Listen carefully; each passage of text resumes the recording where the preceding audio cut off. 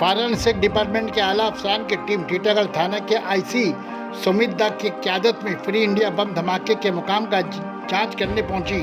जांच के बाद सहाफ़ियों से कुछ भी बोलने से गुरेज करते हुए कहा कि बम धमाके के मुकाम के एविडेंस के सैंपल का जांच के लिए लिया गया है। तहकीकात के बाद ही कुछ कहा जा सकता है। আমরা স্যাম্পল কালেক্ট করেছি স্যাম্পলে কি পাওয়া গেল স্যার? আমরা স্যাম্পল কালেক্ট করেছি ল্যাবরেটরিতে টেস্টিং এর জন্য পাঠানো হবে এক্সামিনেশনের পরেই বলা যাবে কি ধরনের বোম দু লাইন বলে দিতেন বলে দাঁড়িয়ে দাও না একটু ভালো করে